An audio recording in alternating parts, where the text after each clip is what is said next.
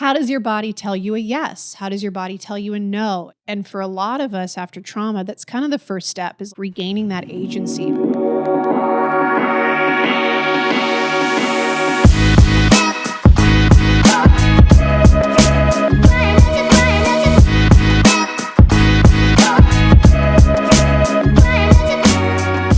This podcast is a Dear Media production. Hi, guys. Hi, guys. Welcome back to another episode of Girls Gotta Eat. Welcome back. I just feel like I had a real parenting moment With me? with my fiance, with you. Tessa's our daughter, where he had to go pick up Azul at the groomer today. We had to organize a pickup today. That's what parents have to do all the time with their kids. Oh, yeah. Dog moms, just like parents. Raina, don't put words in my mouth. People get so triggered about that stuff. No, but I was I'm going to be recording when Azul's ready for pickup at the groomer. So we had to leave work and go get Azul. And then I had to be did you get the shampoo? They always forget to give you back. I bring special shampoo. You gotta tell men how to handle your children. But he didn't get the shampoo, but I didn't remind him. And they forget at the groomer to always give me back my shampoo. I give them special shampoo for Azul's sensitive skin. So it's just such a thing that parents have to deal with every day that, it's babe, can you go pick up the kid, and then don't forget the thing, don't forget the stuff. Yeah, so you know what it's like to be a parent. I am inching closer to getting a dog every single day. I can't stop thinking about it. What? I want this every day. I think about it, and I'm edging towards it so much. I know I've threatened this for a lot of years, but I think I am finally ready. Yeah. Do you guys remember Bagel the Yorkie? Well, I am going to name it Bagel. Yeah, there is a very specific look of dog I want you to get, and I almost crashed my car the other day trying to get a picture of one for you, crossing a crosswalk. I've been Googling them every day, just looking at photos of them. I feel like I'm edging towards dog life. Really? It's a really long commitment. I can't just be this sounds fun. I'm committing to something for 15 years. But the stakes are lower because it's a dog. In terms of a kid. Different. Can't stress it enough. So we had a friend just really go through a really tough breakup. One of the harder ones I've heard of. Oof, yeah. And I just really feel for her, and I've been checking in on her. And you texted with her as well. And I was talking to her last night over text, and she was saying she's going to head up to stay with her family for a little bit. And she just has great support system. And you really need those people in those times, and friends, of course, too. If you don't have the family, you have the friends. But she just said her dog too. And I'm how do people get through breakups without dogs? You have done it. Yeah, a lot of times. I know, but they're I can't imagine it. And breakups and just the hardest moments in my life, to have Dewey there, honestly, the harder moments of my life were with him. Mm-hmm. I remember thinking in those moments, how can you do this? How can you be brokenhearted and not have this animal to be with you and cuddle with and be in the bed with you? It's just, it makes everything better. I've done it somehow. I know people do it all the time. But I will say a nice thing about it is that when you are depressed for whatever reason, the hardest thing to do is leave the house, even though you know it's going to make you happy. You know that outside, I always tell people, surround yourself with people you love, go outside, take a walk, breathe air, and an animal obviously will give you a reason to do that. I mean, in my lowest moments, Azul still makes me laugh and smile, and I still can talk to him in the dog voice. Sometimes I can't believe the way I'm able to talk to him and smile in the lowest of times. They make your life so much better. I know this is gonna be a deep conversation about dogs, but I think about it a lot, how much they improve our lives, and we need them in tough times. I know, and I think I'm just ready I think you're ready. Care about something besides myself. You're going to get a smaller dog. You're going to bring it with you everywhere. Yeah. Look at Alyssa. That thing is never not with her. Yeah, I'll have it with me all the time. Yeah, and it'll be small enough to travel with easily. Stick it under the seat, drug it up, and put it under the seat. I'm ready. I feel like I'm ready for it. Oh my God. All right, well, stay tuned, you guys. I know I've threatened this many times over the years. Okay. So we'll see. But let's thank our partners. Thanks to Built. Get points by paying rent at joinbuilt.com/GGE. And thank you to Simply Pop. Go to cokeurl.com/simplypop to find out where you can try Simply Pop. And also that URL will be in our episode description. And Hungry Root, get 40% off your first box and a free item in every box for life at hungryroot.com/GGE with code GGE. Okay. So I'm going to be in Florida this weekend. Just want to make a quick mention. Going to Miami and Tampa. I have shows this Friday, May 2nd, Miami, Saturday in Tampa. I can't believe I'm going to be there without you. You know what? Maybe you'll come down. Maybe. Listen, I love Miami so much. It's our guarantees. special place. And Tampa. I just love Dave Bautista has a tattoo shop there. Yeah. I love Tampa. So really fun shows. I have a Miami comedian, iconic Brittany Brave is going to be with me at both of these shows. She's so funny. She did my shows in New York. She like brought the house down. But I can't wait to see you guys. I have so many friends and family coming to Miami and like some friends coming to Tampa. And I just love performing in Florida. So you guys can come see me this weekend on the Sex Before Marriage tour. Grab tickets at ashhess.com. And I'll see you there. Okay, I want to talk to you about this because I feel that no one is speaking talking on about this. I don't understand it. This has been this thing that is just like everyone's experiencing it. No one's speaking of this. And yeah, I feel like I brought it up to you because here we are teasing. I feel like I brought it up to you and you, because yours are so funny. And then I was like, no one is talking about this. This is all I'm thinking about. I just didn't even think about thinking about it. I was just like, this is our life now. Which is the AI previews on text, which I guess if you're crazy behind on your update, you're not getting these, but it's been happening for what, a month or so, Yes. month or two now. Emails also. So Emails it's too. Gone. I think you could turn it off. I'm assuming you could turn it off. Right. But so people don't know what they're talking. I mean, Tessa, you have these, right? You just never got it? Are you updated? So Tessa doesn't have it. So basically, when a text pops up and it's at the top of your text log, there's an AI preview of what the text says. And once you open it, it disappears. Same with email. Actually, the emails stay.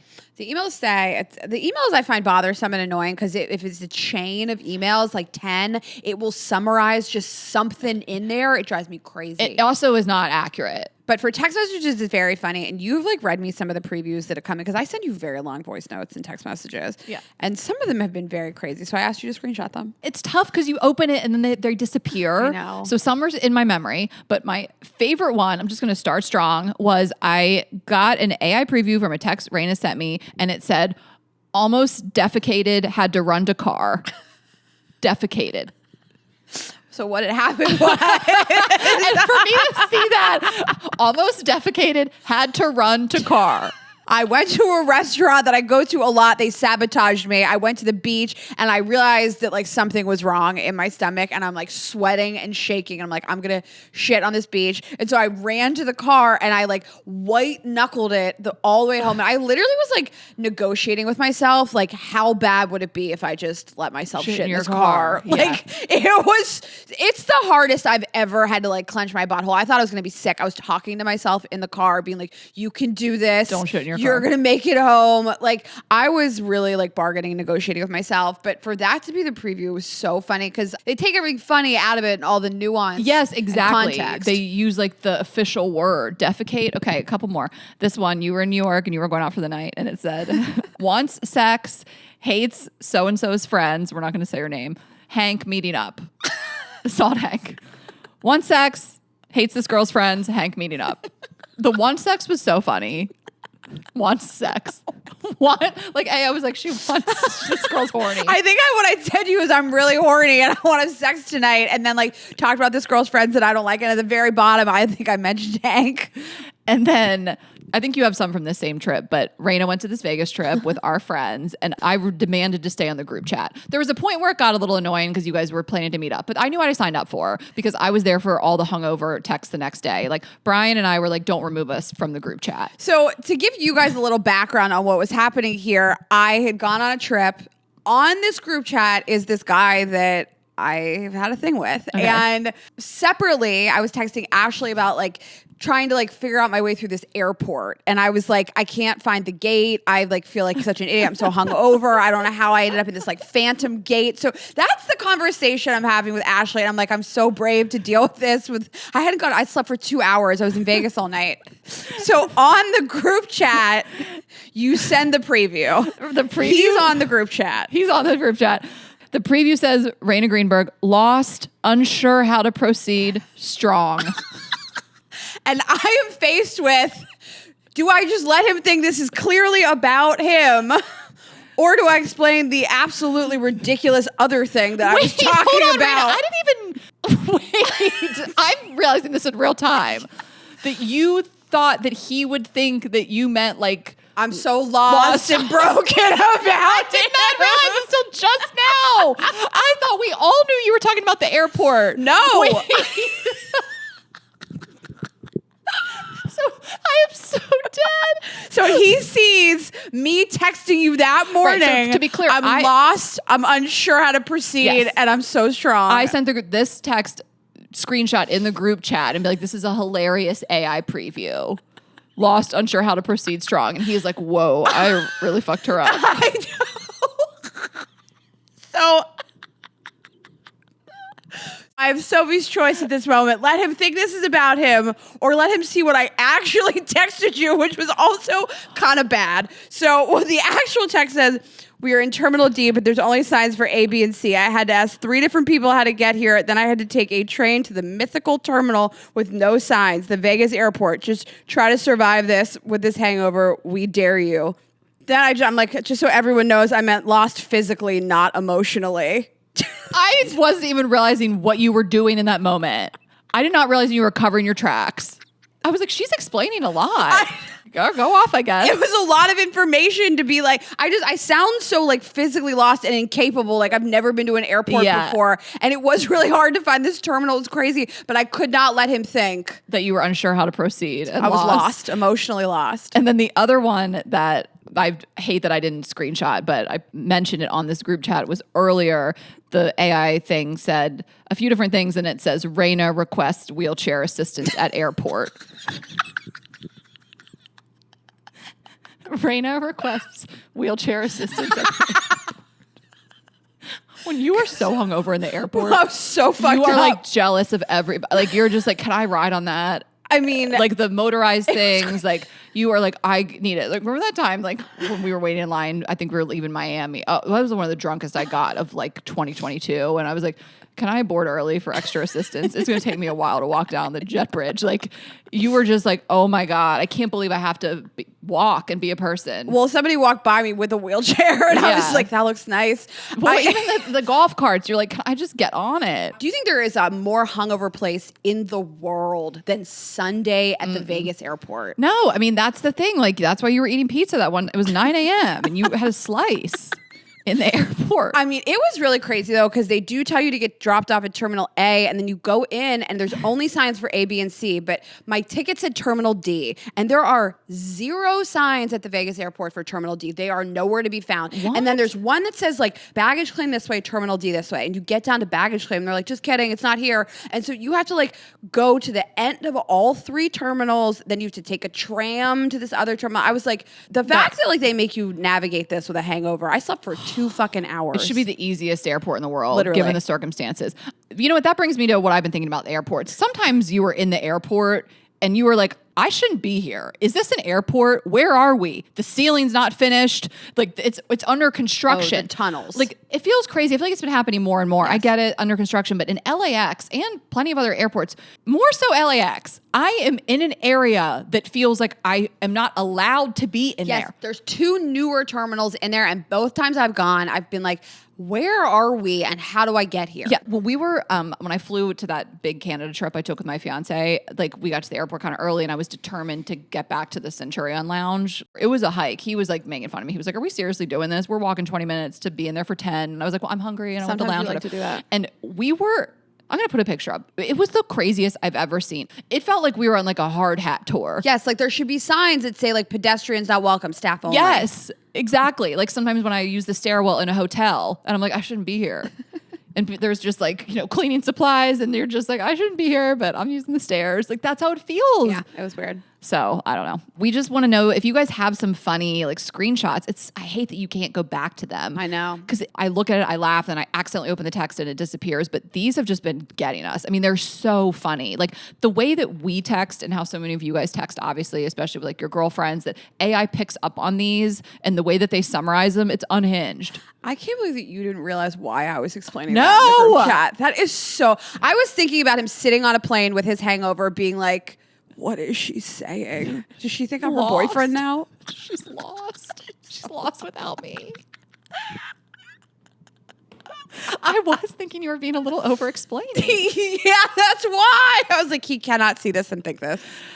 Okay, so we got this email and I just thought it was interesting. I think this is something that people come across quite a bit like in the workplace, and I just wanted to like unpack it with you. So she's very funny. The subject line is riddle me this, ladies. What in the are we or aren't we is going on here? Okay. So I like riddle me this. I know. I love Should that be a new segment? Maybe. Yeah.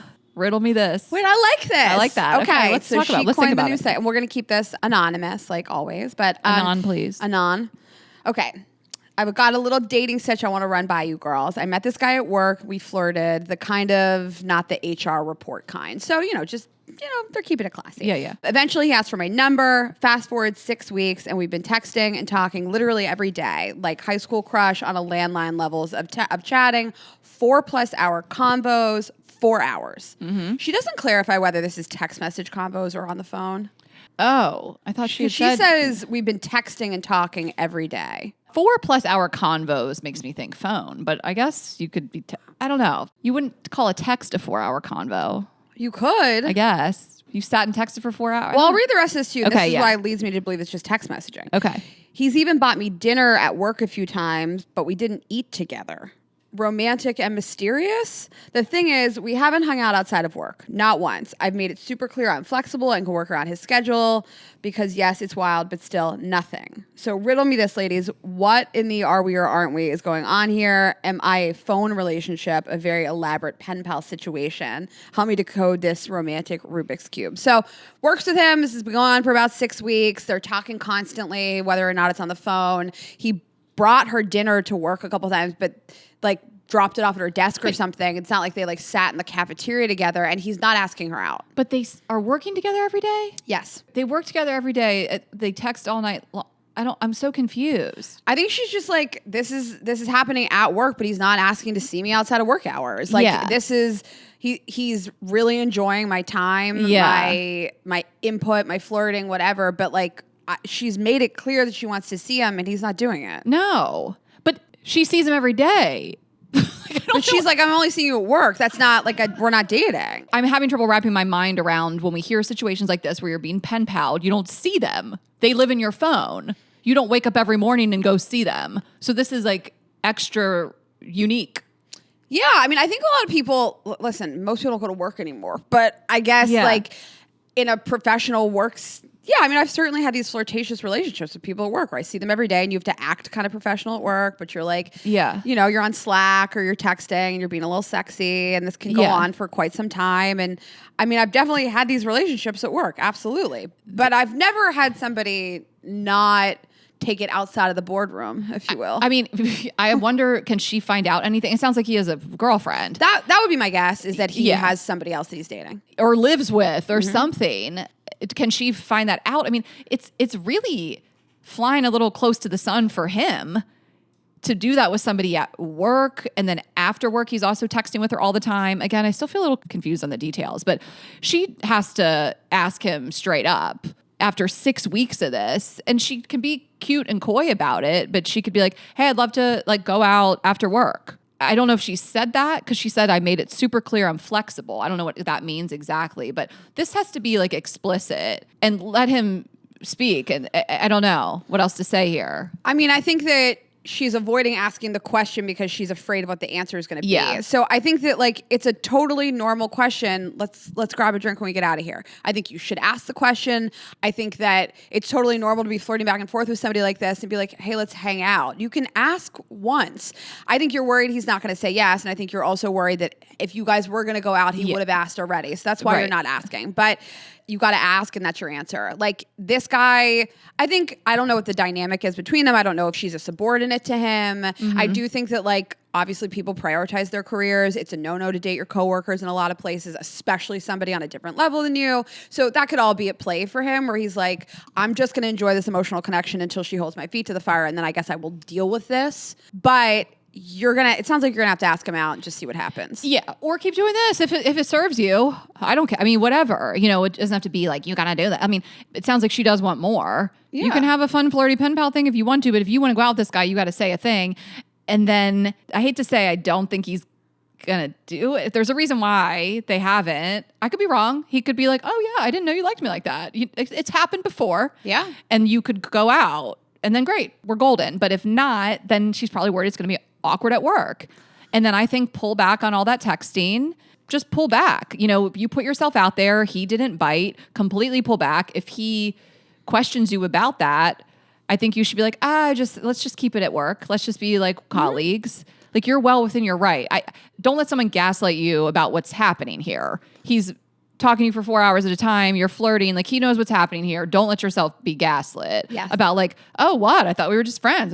You know? He's definitely getting something from this emotionally. Yeah. He likes the attention. He likes your company. He thinks you're great in all these ways. I mean, one of a few things is happening here. He has a girlfriend outside of work, and that's why he's doing this. I also think that he could be a little concerned about workplace dynamics in general. Like, maybe he does, for some reason, think you just want to be friends, and he's worried he's going to say something, and then that's going to, you just a workplace harassment type of situation. I mean, some guys like a bestie too. I don't know the nature of their text. I mean, I wish she would have sent some screenshots, because she doesn't say anything about sexting or super, super flirty, right? She says we flirted. But nothing crazy. Yeah. So, and also she kind of makes it clear it's not the HR report kind. Like, also plenty of companies are fine if you date, intermingle, whatever. So I, again, don't have all the details. If I could read all their text, I could decipher a lot more. But we all know that a lot of men need people to talk to.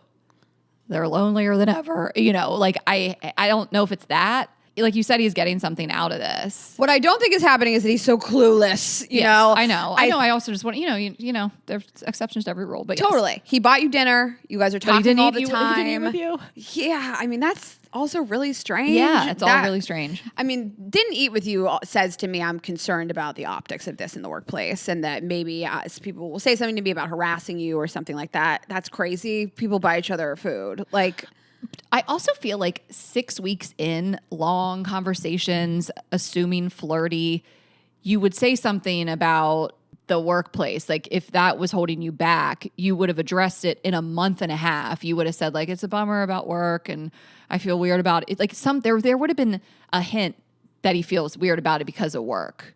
And if there is somebody else in the picture, he's not going to admit that to you. If you've spoken to him for 6 weeks and he has omitted that information, that he's dating somebody, you're not going to get that from him. So the only card you have to play here is, let's grab a drink after work. Just say those words and you will get your answer. And I think you're avoiding asking that because you're afraid that you're going to hit with either him, like you said, kind of gaslighting you into like, well, we work together and, or saying no. But either way, like, I think you're confused. That'll be your answer. And there's nothing wrong with saying that. You haven't like put yourself out there so much, like it's not embarrassing. And then if he says no, like you said, you dial back the communication. That's it. You don't have to have a long conversation of like, you led me on, but just stop the communication. Dial it back. She could have said something already. She said, I've made it super clear and flexible and can work around his schedule. If that's the case, if you have made it super clear, you want to hang out with him outside of this, if you've done the thing that we're telling you you should do, then if you don't like the way this feels, then pull back now. You know, and find somebody else. Yeah. And if you don't want to ask him out, then you do have to pull back and just see if he will keep trying. He will keep texting you, calling you, all this. It seems like you guys have a connection. The attention's there. He likes the attention. Yeah. I worry that he's just like really likes the friendship aspect of it and the deep conversations that maybe they're having and needs somebody to talk to. We see it all the time. Yeah. You got to ask him out. Yeah. That's Keep us posted, please. Yeah. I'm dying to know what happens here. But if you've made it super clear and he hasn't asked you out, you just ask him out. See what happens. Yeah. Okay. Let him ask you out. You say, I'd love to grab a drink, like dangle it. Yeah. I think she should say, let's grab a drink. Yeah. Let him make the plans. But exactly. She's going to have to like make the move. Say the move. Say the thing. Okay.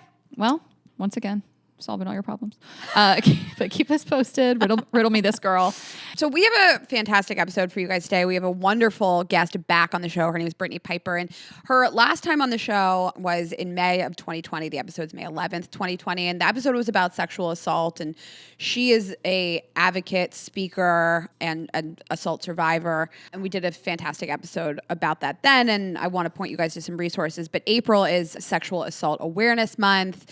And we're not going to really focus on assault that much in this episode, just rather trauma and processing that in your body. Yeah, as far as a trigger warning goes, it doesn't come up too much but she tells her story in full on the first episode we have with her. And I'm assuming we did a trigger warning on that. So you're not going to hear much about that because she's told her story. And again, it is more all-encompassing of all kinds of trauma and anxiety. It's a relatable episode to anybody. So I just want to be super clear about what you're about to hear when it comes to that type of content. Yeah. So if you find that triggering, just listen with caution. And of course, same goes for her previous episode, but there's lots of resources that she provides. And I'm on the website for the National Sexual Violence Resource Center. And they talk a little bit about just what this month means and bring awareness to it and the theme of Sexual Assault Awareness Month. And it just highlights the importance of working together to address and prevent sexual abuse, assault, and harassment. So it's all encompassing. And the campaign focuses on enhancing public understanding of sexual violence, amplifying the voices of survivors, and empowering us to work together to promote the safety and well-being of others. And of course, we want to always encourage you guys to be safe, use your voice. And this website is fantastic for resources. If you need somebody to talk to, if you need information, browse articles, things like that. So that is the nsvrc.org. Okay. Well, thanks for sharing that.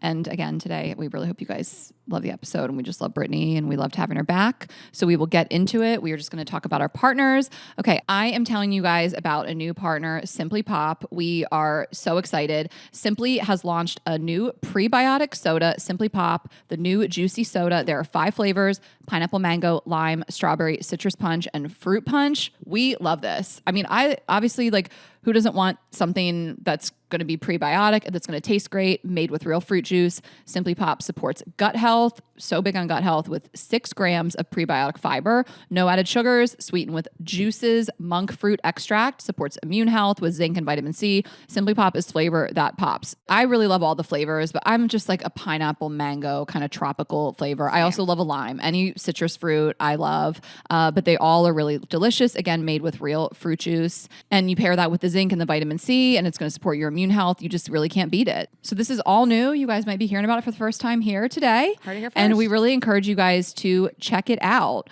You can go to cokeurl.com/simplypop and find out where you can try Simply Pop. Okay, this is a PSA for anyone who rents. If you haven't heard of Built, you're about to thank us. Earning points on rent is now a reality when you pay for your rent through Built. You don't even have to check with your landlord to start earning points that you can use towards flights, hotel stays, fitness classes, and even your next rental payment. I just love all the stuff that they're doing. So let us break it down for you. There's no cost to join Built, and as a member, you'll earn valuable points on rent and on your everyday spending. Built points can be transferred to your favorite hotels and airlines, and even the ones you haven't heard of. There are over 500 airlines and 700,000 hotels and properties around the world you can redeem your Built points towards. Points can also be redeemed towards a future rental payment and unique experiences that only Built members can access. So if you're not earning points on rent, my question is, why not? Start earning points on rent you're already paying by going to joinbuilt.com/GGE. That's joinbilt.com/GGE, and make sure to use our URL so they know that we sent you. Joinbuilt.com/GGE to start earning points on your rent payments today. Okay, and I am telling you guys about Hungry Root. I will say, one thing I don't love is going to the grocery store and like shopping for meals, getting a bunch of ingredients. This is the problem that I love that Hungry Root has solved for me. And it really is just having like a personal nutritionist who knows what you want to eat, knows the meals that you want to cook, and just sends it all to you. So it makes it super easy to eat high quality, nutritious food. And they keep in mind any diet or health goals or dietary restrictions you might have. And they tailor recipes to a variety of lifestyles, whether you're gluten-free, dairy-free, you want high protein, all that kind of stuff. And they have these amazing recipes. They can be made in just 15 minutes or less. Over 15,000 recipes are shipped each week. So there's something for every taste and nutrition preferences. So again, they're going to send you the recipe and the ingredients to make it, but also you can just do all your other groceries as well. So you can get your hummus, you can get your snacks, you can get your chips and your protein, your bread, all of it just sent to you. Really high quality stuff. I'm very picky when it comes to proteins, like just and produce, chicken and produce, all food in general. Anything that's really not packaged, and they really have the highest quality. I recently made these crispy chili shrimp tacos. So good. Sounds so good. The shrimp was great. They do these like mini banana bread loaves that I like love for breakfast. So they really have an array. I mean, they have everything you could want for breakfast, lunch, dinner, and snacks and desserts tailored to you. We just love it so much, you guys. We really think you should get on it and get these personalized recommendations recommendations, and they get smarter as they learn more about what you like and what you don't, which we love that too. So you are going to love Hungry Root as much as we do. Take advantage of this exclusive offer for a limited time. Get 40% off your first box, plus get a free item in every box for life. Go to hungryroot.com/GGE and use code GGE. That's hungryroot.com/GGE, code GGE to get 40% off your first box and a free item of your choice for life. hungryroot.com/GGE, code GGE. And let's get into it with Brittany. Okay, guys, we are very excited to welcome back a guest to the show. She is a renowned speaker, author, and somatic experiencing practitioner, and an expert in sexual violence prevention and trauma-informed care. Over the past 13 years, she has delivered more than 400 programs across 3 continents as a rape survivor and a leading advocate on sexual violence prevention. She speaks to tens of thousands of people every year. She's also a forensic neurobiology expert, conducting trauma-informed trainings, and is the founder of the acclaimed Body First Healing program. Her debut book is out now, Body First Healing. Please welcome back to our show, Brittany Piper. Thank you. Welcome back. Thank you. It's so nice to have you here. And we recorded with you in May. The episode dropped May 11th, 2020. Oh my and this God. is our first in-person episode with you. Wow. Yeah. I didn't realize that really was a month before my son was born. You were so pregnant. So pregnant. Yeah. I mean, I know I told y'all I was really pregnant because I could hear it in the way I was breathing, but I didn't realize it was a month before. Literally a month crazy. before. Yeah. Well, you're here and you have 2 kids now. Yeah. Life is different. Yep. Life is very different. I've Yeah. been saying my book is like my 3rd baby. So I just, birthed a 3rd one. But yeah, 2 human children. Yeah. Congrats. I mean, Thank we're you. just, we love talking to you and following you and everything that you've built. And so Thank you. now you really have the baby. Yeah. the The book baby. Yeah. Yeah. I don't know how you did that on top of 2 kids. I don't even have any kids. I can't write a book. Well, we had you on the show in 2020 to talk about sexual assault. And it was really the first episode we ever did on that. And you spoke about it with such grace and openness and honesty. I mean, your story is incredible, what you went through and what you've turned that into. And we still get messages today. I hope you do too, about too. how Yeah. meaningful that episode was to people. Yeah.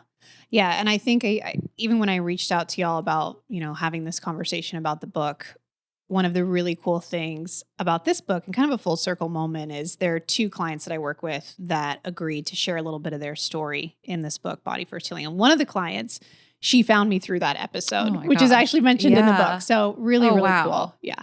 I love that. I mean, I remember when I think you came on and you were like, just the DMs are open, everybody. I was like, Yeah, we were like, don't say that. I remember you saying but don't you say wanted that. people to reach out to you. Yeah. And then I was in touch with you after I'm like, how you doing? Mhm. Can you keep up? Yeah. And because people were reaching out to you, and we're not going to retell your whole story. We Mhm. want people to go back and listen if they want to really know that. But your experience with sexual assault is, all tied in what we're going to talk about today, and can speak to people who have experienced anything like that. Mhm.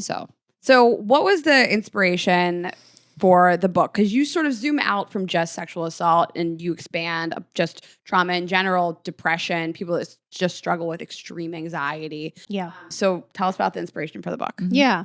So the book, Body First Healing, it's essentially a somatic roadmap to trauma recovery. And although the book does focus on how to heal trauma through the body, it's also just a really good book to have when you're managing stress or challenges. I mean, it's a book for anyone, not just for trauma healing. But so for me, and I shared a little bit about my story when I was with y'all, but I've experienced multiple traumas in my life. When I was 20, I was sexually assaulted by a stranger who helped me change my flat tire. And I think that's really where a lot of our conversation circled around. But outside of that, I've also experienced loss. So my brother passed away in a car accident when we were in high school. And then when I was born, I was actually taken from my mom and I was put into foster care because there was methamphetamine found in our system. And so what's interesting is it wasn't until after my assault and after my brother passed away, so kind of like my late teens, early 20s, that I recognized, okay, I've been through some shit in my life, and I went down a really destructive path. I now look back and I'm like, that self-destruction of the heavy drinking, the really shitty toxic relationships to help me distract and run from pain, the pill abuse, it was really just self-protection. It was my way of coping, managing, but it was not healthy. I ended up in a jail cell. I ended up in a hospital bed with alcohol poisoning. And I wish that I had known sooner about these kind of more, you could say, alternative methods to healing, because I had been in and out of therapy for many, many years. Traditional talk therapy. I mean, I talked about my trauma extensively. I was on different medications, but I felt like I would always get kind of pulled back into this vicious cycle of, what the hell is Brittany going to do this year? Is she going to end up in a jail cell again? Like, what's going to happen? And it wasn't until I started doing some somatic therapy of working like with my nervous system and how trauma is stored in the body that I really saw incredible progress. And it happened relatively quickly. And so I'm 36 now. That was around the age of 22, 23. And at the time, it wasn't really talked about. So I kind of went down this rabbit hole of like, what is this world of somatic therapy? And I'm like, why does no one know about it? So then, I explored it personally and then I explored it professionally. And now that's what I do. I'm a somatic experiencing practitioner. So the book is like a culmination of my story. It's a relatable book, but it gives a tangible roadmap to healing through the body. Okay. Yeah. So we've had somatic therapists on the show, but if people don't know what that means, can you define what that means? Yeah. Soma means of the body. So what we do as somatic practitioners, but more specifically, I'm trained in something called somatic experiencing. There's different somatic modalities out there, but SE for short is a naturalistic approach to trauma recovery through the body. So what we do is we work with body memory rather than like verbal memory. Like when you work with a cognitive therapist, they're going to walk you down the path of like, what happened? Where were you? You get down into that whole spiel. But what we work with is body memory. So how trauma still shows up in the body, in our impulses, in our reactions, in our organs. So like, for instance, if someone raises their voice at you and then you notice that like, oh, your shoulders are starting to pull forward and close off, and now your eyes are going down and your stomach is in knots, like that's old body memory. That is something that happened to you in the past that's now showing up in the present. And so we work with that memory to help your body essentially have a new experience. So rather than like rushing and running away, rather than shutting down and dissociating, rather than pushing down anger, we give the opportunity for the body to start to explore here what it couldn't do back then. I sent her this meme yesterday and it said in quotes, anxiety is all in your head. And then the person responds, well, my accelerated heart rate, severe stomach pain, difficulty breathing, say otherwise. And it really reminded me of what you do. Yeah. I mean, we all feel that. And I think if you're someone who really is in touch with your body, you know all of those reactions where the drinking and the drugs numb that and you don't feel it. But like, I feel like I'm someone who's really in tune with my body and I like can feel the things happening. And you want to be like, stop feeling like that. Like, even if it's just getting nervous to do stand up, or I remember I read something once of like where anger starts and a lot of people get like a hot face, and I feel like in my gut, like different things, you like know those body feelings and, you think to yourself, like, I want to turn it off. Like if you feel it happening, so. And for somebody to say to you like, well, just don't think like that. Exactly. It's like, why did I think of that? I would love to do that. I would love to not think like that. Thank you. Yeah. Like sometimes I'm like, my brain, I'm good up here. The thoughts I'm having, if I feel really nervous to go do a thing, but it's like, I'm feeling it otherwise. And you might start to get a little shaky. Like these body responses are so real. And they're often in the driver's seat and we don't realize it too. So that's the difference between like in traditional therapy, when we're talking through stuff, right? There's what we know and then there's what we feel. And so in the somatic space, we help, essentially what we work with is the nervous system. We help the nervous system catch up with what the mind already knows. Like our mind knows I'm not back in, my 9-year-old self when my mom is throwing a punch at my dad or my dad's throwing a punch at my mom, whatever. They're fighting. There's physicality going on and I'm hiding in my bedroom. Like I know I'm not there. Right. But your body and your nervous system is not a rational system. It doesn't know that. Right. And 95% of the subconscious brain, which is where the nervous system operates, is in control. And more specifically, there's this thing, and I'm sure y'all have heard it, maybe the vagus nerve. No. It's like, oh, okay, well, like let's talk Las about Vegas? the Vegas. I mean, I wish, yeah. But like that's how you say it? So yes, yeah. So it's VAGUS. Oh, I thought we were talking about like 24 hours in Vegas. Yeah, we could do that too. What happens in the vagus nerve stays in the vagus. Yes, what happens? Unfortunately, it doesn't. It doesn't. Unfortunately, I wish it did. Yeah. Right. So the vagus nerve, it's the longest nerve in the body, but it's known as the information superhighway, and it connects from the brain down through the heart, the gut, and it's called the vagus nerve because it's the wandering nerve. So vagus means wanderer. So it touches like everything. But it sends information from the body up to the brain and from the brain down to the body. And in the early 2000s, we found through kind of like these advancements in medical technology through neuroimaging that 80% of the vagus nerve messages go from the body up to the brain and only 20% go from the brain down to the body. Okay. Which means that your body is has a more in lot control. more say. Yeah, exactly. But that's why you do things and you know you shouldn't. I mean, Yeah. it's just like even in just fighting with your partner, like you're like, I know better. I learned in therapy not to speak with them that way, Right. but I can't control my impulses that are kind of coming from everywhere else. Yes.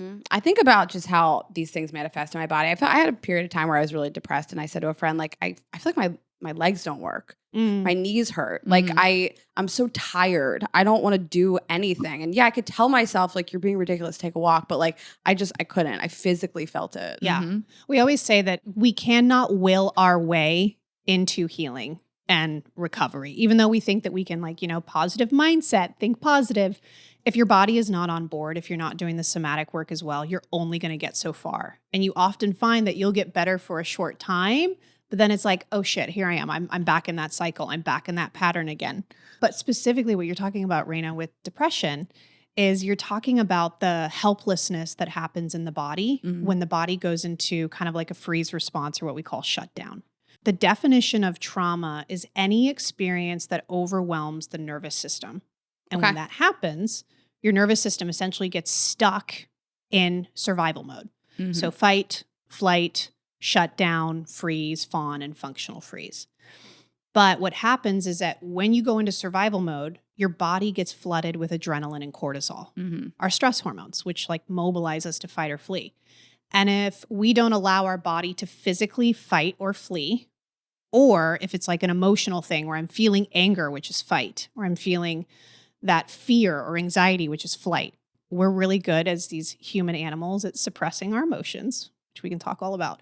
So if we suppress that fight or flight, the adrenaline and cortisol is still within our body. And it turns into like this chronic stress, which then creates chronic illness, chronic disease. But when we push it down, we push ourselves into what we call shutdown, which is like hibernation.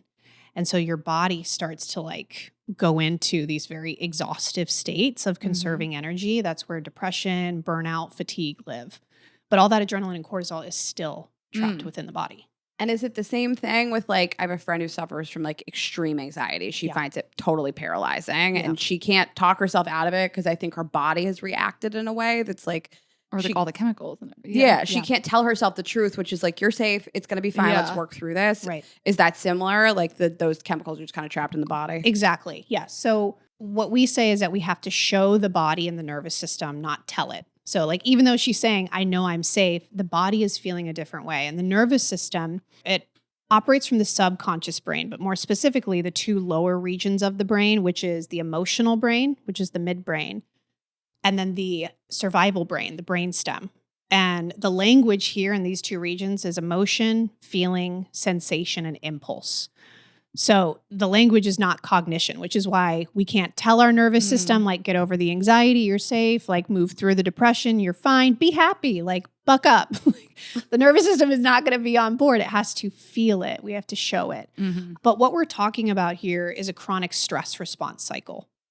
So what's really fascinating about like somatic experiencing is it was developed by Dr. Peter Levine in the 70s at Berkeley. It was a fringe movement back there, which when you think about Berkeley during the 70s. Totally. Yeah. So he was Hippieville. like, so, which is maybe why people didn't take it seriously for a while. I don't know. But he started to explore trauma through the body, but he was looking through the lens of studying animals in the wild. And he's like, animals face threat routinely every single day in the wild. So like, why are they not traumatized? Because animals have the same nervous system that we as human animals have. They're identical. But what's different about animals is that animals allow themselves to like go through what we call the stress response cycle. And if you see me on the screen, I'm doing a circle with my fingers. And the stress response cycle is here's the adrenaline and cortisol. Like I'm triggered by something or I'm stressed. And there's the adrenaline, cortisol. My body's going into fight or flight, and I'm going to mobilize this, or what we call discharge it out of the body. This usually happens through like shaking, trembling, breathing, sweating. But Yeah. we, like when we're anxious, we're like, oh no, I just need to calm down. I need to stop shaking. It's like we talk ourselves out of that, but then we get stuck in that stress response cycle. So with the anxiety, right, how often are we taught like make our anxiety go away or anxiety hacks to get rid of it and like calm down? It's more so of like, how can I actually welcome the anxiety, welcome the shaking in a small way? And what that does is it allows the body to metabolize the adrenaline cortisol, release it. And then we complete that stress response cycle. But for most of us, because we don't know how to do that, or we're, our world kind of conditions us to like push our feelings away, or especially for women, not okay to feel our feelings, not okay to show our feelings. What happens is it can create a lot of those kind of like emotional, physical, health issues. That's so interesting about the animals because I think my dog his stress response is he just pants and he just like has to get it out, or he'll shake every time he goes to the groomer. He's shaking, he's panting. He started flaking. And one time when he was really anxious, I asked my vet. She was like, "It's a stress response." Like I know all his things. And here we are, just like, don't show anybody that you're anxious. Right. Don't start panting. Well, I think in romantic relationships, especially when you have children, so much of the housework falls on women. The child raising falls on women. Also go out and work, make money. And it's like, who has the time? No. It's just like stamp it out and go out. Yeah. Yeah.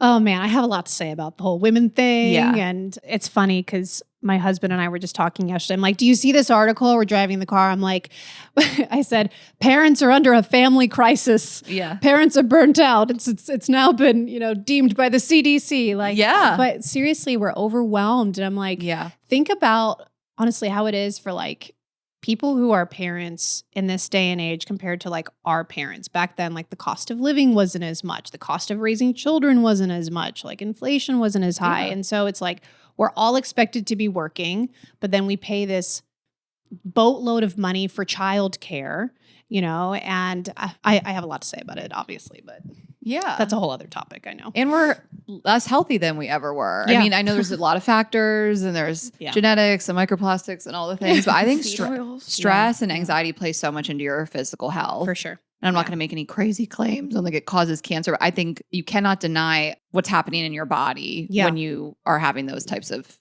emotions. Yeah. I've been sharing a lot about this lately, and I feel like it's becoming a much more prevalent conversation, but especially in women. So women, they account for 80% of the autoimmune diseases in this country. Mm-hmm. They're twice as likely to experience anxiety, depression, emotional, but also chronic fatigue, fibromyalgia, chronic pain, and digestive issues than men. Mm-hmm. And again, these are all correlated back to stress. And I think her name is Dana Jack. She's a Harvard psychologist, but she coined this term called self-silencing. And it's something that a lot of women do as a way to accommodate people, to make ourselves small, to push down our anger. But what happens is that, again, when you suppress that anger and the emotional charge that comes with it, which is adrenaline and cortisol, that anger has to go somewhere. And so it's like you're burying it alive, and it starts to turn inward on the body. And that shows up as a lot of these chronic autoimmune health issues that we're seeing. My mom was diagnosed with breast cancer back in 2020, 2021, around that time. And every doctor she saw, they said it was probably kind of dated back to trauma that was unresolved and the intense amounts of stress that she had within her body.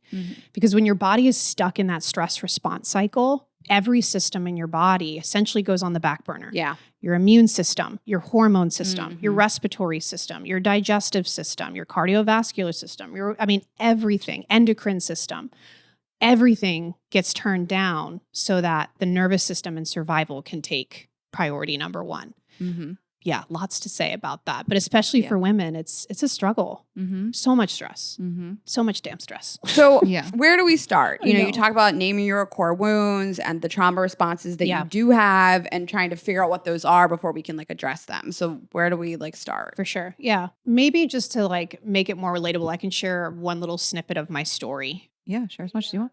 So I know I shared a little bit. I know we've talked about it extensively, but back in 2009, I was 20 years old at the time. I was assaulted by a stranger who helped me change my flat tire. And then following that, there was a 2-year like grueling trial process. And so we didn't go to trial for 2 years. The case was postponed, or what we call continued 9 times, which meant that 9 times over that 2-year period, I had to like go through like almost like a dress rehearsal. I had to meet with my legal team.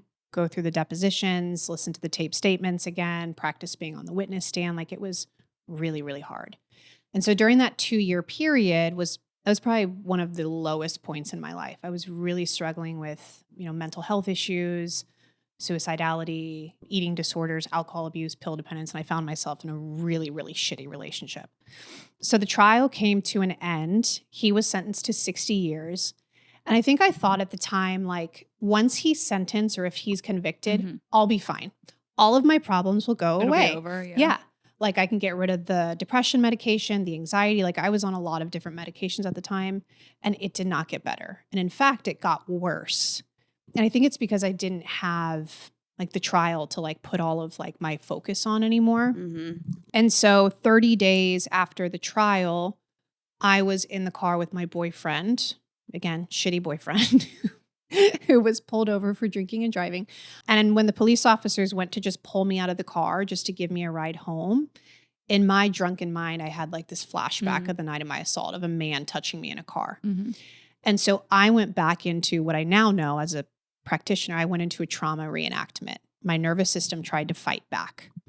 So during the initial assault, I actually went into a fight response, but I was overpowered, which meant that my nervous system then went into a freeze or what we call tonic immobility. And I know last time we talked about how 70% of survivors of assault, their nervous system will go into a freeze response. And so when I went back into that fight response, that obviously did not bode well for me with some police officers. So I ended up in a jail cell with 2 counts of battery on an officer with injury. But it was in that jail cell. I was in there for about 2 or 3 days because my parents didn't want to like bail me out at first. They wanted to teach me a hard lesson. But my body experienced things that I had never experienced before. Like I've never been through like drug withdrawal or anything, but I would assume it maybe looks like that. Like there was shaking, there was trembling, there was sweating, there was like intense tears that it felt like I had been storing this for a long time. And I remember leaving that jail cell feeling like so different in my body. I'm even like tearing up talking about it. I felt so different. Like I felt like free for the first time. I felt lighter. And it makes sense. There's a quote by Peter Levine. He says that trauma is like an internal straitjacket where a devastating moment becomes like frozen in time. And I feel like that was my nervous system releasing like that fight response that I needed to get out for all that time.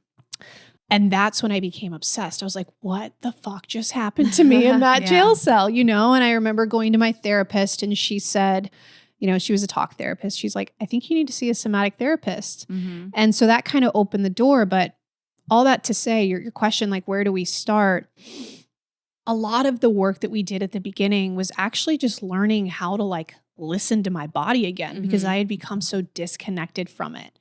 So that was like as simple as, can you tell me how your body knows to go to the bathroom? And I'm like, what are you talking about? Like I was so confused and I'm like, well, that's interesting. I guess like I feel it like down here. Like how does your body show you when you're thirsty? How do you know that you want, like Taco Bell instead of McDonald's? Like how is your body telling you this? Not that I eat any of that anymore, but like how does your body tell you a yes? How does your body tell you a no? And so like it felt so rudimentary and like very elementary, but I'm like learning the language of my body. And for a lot of us after trauma, that's kind of the first step is like regaining that agency of like, I'm allowed to listen to my body when it says no. And I'm allowed to like honor that. I'm allowed to listen to my body when it says yes and like honor that. So that's actually where it starts is learning like the unique language of your unique body. That's number one. And then number two is starting to actually learn like what your foundation of what feeling safe and okay is, which is what we call resourcing. Well, what is resourcing? And we know it's in the book in depth, but just like a broad overview. I love using analogies. Imagine like your nervous system is like a security system and it's always working again subconsciously in the background, scanning for like, am I safe? Or am I in danger? Am I safe? Am I not in danger? And this happens in 3 places. It happens internally in your body. And again, this is happening outside of our awareness. So like, is my heart beating out of my chest or is it calm? Is my stomach clenching or is it calm? It happens outside in your environment. So like, is there a car coming at me right now or can I cross the street and I'm okay? And then it happens between you and other nervous systems. So like we're all scanning each other right now. Like all of us, like we're taking in signs of welcome or signs of warning. And so we call this inside, outside, between. But when you have trauma or an experience that's overwhelmed your nervous system and you're stuck in that stress response, imagine it's like that security system is broken. It's constantly alarming for danger, even if the danger isn't there. And so what we have to do is the first step is actually building up cues of safety. So if it's saying like danger, danger, danger, it's like, can we actually start to notice what feels safe or not threatening? And it might be something as simple, again, elementary, as like noticing the velvet patterns like on the curtain behind you, like starting to take in the room, like noticing the pink of the letters and the different contrast here of like, you know, these are banana leaves, right? Did I just make that up? Palm leaves. Yeah. I don't know. Yeah, sure. Right. So, but like, again, you're showing your nervous system through the senses that there are actually cues of safety, even if it's just neutral, like around. And as you do that, you then bring your awareness to like, what does this now feel like in my body? And you might notice like, oh, my shoulders just dropped. Or like, I took a deeper breath down into my belly. Or, wow, I just feel like I settled back into my chair.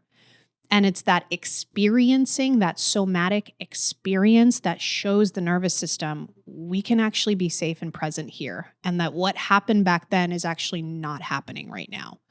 Okay. So yeah, that's kind of step number 2. Is breathing part of this? Like, are you big on breathing exercises and Yes. okay. Breathing can certainly support the nervous system in finding more regulation. So sometimes like we follow the breath just as a way to be like, where is the nervous system at right now? Like just tracking. You're like, oh, I'm just holding my breath right now. And it's like, so you're probably in a bit of like a fight or flight response. So we can track the breath to just see like, where am I at? How am I feeling? But also we can use the breath to also guide the nervous system. So like in moments where we are noticing that we're holding, it's like, can I imagine what it would be like to take a breath right now? And then it's like, oh, and my body just followed that and now I'm doing it. It is And weird when you slows it realize down. you kind of like haven't breathed pretty deep in a while. You're Yeah. like, have I been holding my breath? Not to the point of like not being able to breathe, but it's just, you feel that. I don't notice I'm not, well, when we get Botox. The doctor's always like, remember, I start to panic when I get Botox and I get really worked up. And the doctor's always like, you got to remember to breathe. You got to breathe. Yeah. And I don't remember to breathe. Like at any sort of doctor's appointment because people are anxious. Yeah. You know, Absolutely. or the dentist or whatever. Yeah. It's so interesting just having to tell yourself like you're not in danger anymore. I mean, what you went through was very extreme. You were brutally attacked and then had to go through a very horrible, long experience with the trial. And you could tell yourself all day long, what happened to me was rare. It's probably not going to happen again. I'm not in that car anymore. I'm not alone at a gas station. Like none of these things, but like you do carry it for so long. So like talk therapy. Yeah, I could talk all day long about how I'm safe, but I like what you're doing in terms of this. Yeah. Yeah. Again, there's what we know and then there's what we feel. And they're often mismatched. Yeah. So let's focus on some other emotions and maybe going through how to like de-escalate physically. Do you want to start with anxiety? Do you want to start with depression? Yeah. So we can start, and let me give another analogy because I think that as I give this analogy, it's going to make a ton of sense for each of these kind of emotional components that we have. So I'm also trained in something called polyvagal theory, which is like the newest. I love the smile over there. Are you familiar with it? No, it just sounds interesting. Oh, okay, cool. Another fun word like Vegas. Well, but it does come from the vagus nerve. Vagus, so, Vegas Oh, nerve. got it. Yeah, Okay. vagus nerve. Yeah, so polyvagal, it is kind of it's kind of a funny word, isn't it? So polyvagal is the newest, like the upgraded science of the nervous system. It was developed back in the 90s by Dr. Stephen Porges, but he uses an analogy of a ladder to kind of illustrate the nervous system. So it's a ladder with 3 sections, top, middle, and bottom. At the top of the nervous system ladder is like your rest and digest state. It's what we call ventral vagal. When you are triggered or when you feel activated, your nervous system comes down to the middle of the ladder, which is your fight or flight state. It's what we call your mobilized state. And again, if we don't allow ourselves to fight or flee, or we suppress the emotional charge of anger or fear, then we end up down at the bottom of the ladder, which is what we call shutdown. It's kind of like a freeze response, but it's called your dorsal vagal collapse. And this is where we immobilize. Now, most people would assume that regulation or having like a regulated nervous system is being at the top of the ladder all day. That's actually not what regulation is. Regulation is being able to move up and down that ladder all day long without getting stuck, which is what we call flexible nervous system. Got it. And we actually do that roughly 100 times a day if you have a regulated system. So that means that like you're going in and out of moments all day long through anxiety, through anger, frustration, when someone like freaking cuts you off and you feel a little bit of anger for a moment and then it starts to calm down. But when we experience something like anxiety, for instance, that's usually experienced in that flight response. And then depression is usually experienced down at the bottom of the ladder, down in kind of that shutdown response. So that's where they live on the ladder. It's interesting. Okay. I don't know if you ever saw this clip. Ashley, Dr. Ramani Durvasula, who came on our show, she was talking about people that like, quote unquote, they're at the highest level of like mental health are able to move through those cycles very quickly. Oh, yeah. And that, you're able to process this kind of stuff. It's not that you don't feel it. You feel it, but you're able to process it, kick it out, you know? Yes. Yeah. Yeah. And that's what we call nervous system resilience, emotional resilience. And a lot of people will refer to that as like your window of tolerance, which we go up and down. It's kind of like this wave that we go up and down all throughout the day. But yeah, it's not about having like this rigid system that gets stuck in anxiety or down in depression and fatigue, or even stuck at the top, which is just emotional avoidance and suppression, right? Like muscling through, which is what, again, we're all really good at. But over time, that can start to create a lot of those health issues. So can we talk about some more of the actionable somatic tools? For sure. Yeah. Because like for anxiety for me, like sometimes we wake up in the morning and Ashley and I send these texts so many times. It's just like, I'm so overwhelmed. I don't know what to do. I'm paralyzed by it sometimes where I'm like, I'm looking at this giant list and I don't know what to do. Yeah. Yeah. So I'm even seeing that now. Your eyes just got big and you just leaned forward. So SEs were kind of like trained just in the same way that Peter used to study animals in the wild. That's what we study is like, we'll pick up on little micro movements and be like, what's going on right here? And someone will be like, oh, I didn't realize that was going on. So when you say that it feels paralyzing, maybe I'll ask you that question. Is it like hard to get up and get out of bed, or does it feel like physically paralyzing or like mentally paralyzing, or both? Sometimes just mentally paralyzing. And I feel really lucky I don't suffer from extreme anxiety. I'm able to make a list, work through the list. And I have a lot of people around me that are really great at what they do. And I'm lucky to have a support system at work. But yeah, sometimes I feel like there's so much, it feels insurmountable. Where do I start? And so I just stare at the fucking list. Yes. And I pace around the house, pour another coffee, walk around some more. Yeah. Just distract. Yeah. Yes. So it sounds like you have a good strategy in place, but even just like the pacing, right? The pacing helps your body to reorient. So like if we're just staring here and then it's like, I'm finding that now I'm collapsing into my bed and I can't do a thing because I'm so overwhelmed. I'm so exhausted. I don't even want to think about the list. The pacing actually helps to allow your body to let out some of that adrenaline cortisol. So you're already naturally doing that. Yeah. So what's funny is like, I get this one question a lot. Do y'all have animals? I do. Well, I do. Raina doesn't. She does. I do. Okay. Yeah. Do you have a cat or a dog? I have a dog. Does your dog get zoomies? Yeah. Okay. I mean, I wish he got him more, but I know. Because I don't know. He's not a big player, but he gets them. Yeah. And it's like the cutest thing ever. Yes. Yeah. So zoomies. So for those who are listening, like, our pets get zoomies when they're like excited or when they that's their way of self-regulating and letting out energy. But so kids also get zoomies. Totally. So like my children turn into freaking terrors late at night. Any parent who's listening, they'll be like, yes, my children do the exact same. Y'all know what I'm talking about. So kids get zoomies at night and people are like, how do I calm down my kids? And what's actually important to recognize is that like your kids are trying to naturally discharge or release some of that adrenaline and cortisol that's been accumulated throughout the day. Well, that's recess too. Exactly. That's why, we needed to do recess. Yeah. We're kids. Yeah. They can't sit all day. Absolutely. You know what I heard the other day though? It's funny. My husband, I wish y'all could just be a fly on the wall for our conversations. Yeah. A couple weeks ago, I was like, did you know that recess, I was hearing the other day, recess has been minimized in some places to like only 20 minutes. Yeah, no. Oh, I thought ours was 15 minutes growing up. I don't think it was that long. Well, maybe I just felt like mine was a long time. It was longer than that. I mean, but we just had it better. We gym too. We went back to class in our sweaty gym clothes. Like it's not the same. They don't, guys, I thought recess was obsolete in some schools even. That was just so important. Yes. It's not even given like every single day in a lot of schools. That's crazy. Like it's just every other day or it's like an elective if the parents want to do it. Yeah. But kids need to like let out that energy. Yeah.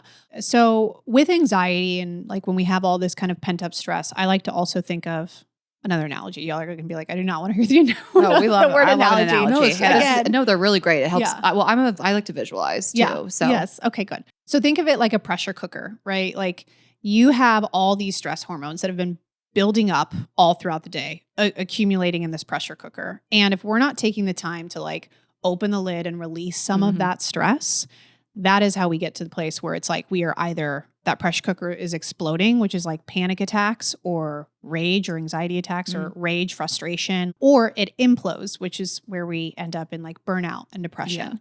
So with kids, naturally, again, because they're not these like conditioned creatures, they're like, I'm going to fucking go crazy tonight. And I'm going to just start running around the living room. I'm going to rip everything down. I'm going to turn into like a terror. Yeah. But that's their body's natural way of like opening the lid and releasing some of that so that then they naturally come back into, oh, now it's rest and digest. It's nighttime. Yeah. So like these are the natural rhythms that we as humans have. Again, we just get so conditioned to like holding that lid closed so that we don't ever let any of that stress out. So when we have anxiety, I like to think of, instead of calming down, what does your anxiety want to do right now? And just think of it as like, instead of I am anxious, say that like my body is anxious right now. And we call this separate witness consciousness. And sometimes that can help to kind of separate it and be like, my body is experiencing anxiety. And is there something it wants to do right now? Yeah. Maybe I just like want to pace. So I'll often ask, like, is there something your body wants to do right now? And I'll see my client get up on the other side of the Zoom screen. They might pace. They might start to like kind of shake out their arms. Yeah. They might start to like roll their necks. They might do a stretch, which is what we call a pandiculation. So it's like their body tenses, right? And then it's, that's a natural discharge. So you're already doing the thing without realizing that you're doing the thing. Well, I always say, like, you know, some people journal, I take walks. I really enjoy just like, I like to move my body, look around, see other sensations around me, look at houses, feel the weather, you know, hear sounds around me. That helps me. That's a lot of it too. So exactly what you were just talking about, like listening into the world around you, that's what we call orienting. So our body is always orienting, again, subconsciously, this whole scanning that's happening. But when we get stuck in survival mode, we don't realize it, but we're stuck in what we call a defensive orienting posture. So like our muscles are usually constricted. We're often, as we were saying, holding our breath without recognizing it. We're often holding our bellies and our viscera. Our spine changes. So, I mean, everything changes in the body, but so does our sensory motor system. So like when you're stuck in fight or flight, for instance, your lower ear muscles are activated to listen to the sounds of low range frequencies, which is the sounds that predators make, evolutionarily speaking. So like loud bangs, thuds, like that can startle you. When you're in like a rest and digest state, your middle ear muscles are activated to listen to the sounds of mid-range frequencies, which are humans. So like you can take in, you know, voices better. You can have deeper conversations. But that's why like when people are in fight or flight and they're like, I feel like my partner just does not listen to me, like doesn't hear a word that I'm saying. We're fighting. It's like, yes, because you're not primed to listen to each other right now. You are primed for protection. You know, a good cheat to think of it too is like the top of the nervous system ladder prioritizes connection. So like when you're in rest and digest, what your system is prioritizing is connection to yourself and your body, connection to the world, and connection to others. When you move down into fight or flight, you're now prioritizing protection. And then at the bottom, your body and your nervous system is prioritizing disconnection. So this is where we isolate. We disconnect from others. We can disconnect from our bodies. There's a lot of dissociation that can happen. We have higher levels of numbing hormones, which is why like our grief can be so intense that we don't feel it. I've always said you just have to get the pain out of your body or whatever you're dealing with. And whether we're talking about breakups or when we talked about my dog passing away, like things like that. I'm like, and I think women typically do it better, you know, whether it's the crying and then a lot of times unloading on your friends and things like that. But to me, it's like it's exercise. I mean, I just am like, I got to get this out and I can't believe how much better I feel afterwards. And it's like, I'm also like, which exercise is it? Like when I was younger, if I felt really like angry or stressed, I would run. And now I get on the Peloton and I literally am like a different person when I get off. But I remember going through one breakup that I was so anxious. My heart rate was beating so fast already. And the cardio made it worse. And I was like, I actually have to come down. Yeah. So it was like, my body doesn't need the jacking up my heart rate when I'm already like crazy. I have to like go to yoga and bring it down more. I don't know. So that's just me, but I wouldn't. Raina knows. I mean, she's been friends with me this long. We've been on the road. Like, I'll be like, I can't do anything until I go to yoga. I can't do anything until I go find a gym and work some of this out. Like I just have to get it out. Sure. Yeah. So I don't know if like exercise is part of what you talk about. I mean, also everybody's different Yes. too. I always say there's learning about the nervous system, which this book definitely teaches you all about the science. And then there's learning about your nervous system, which can be something totally different. And this book helps you with that too. There's what we call the nervous system or the polyvagal maps that like you can fill out to learn like what triggers my nervous system. Sure. Into a fight response, into a flight response. That's going to look so different for everyone. Yeah.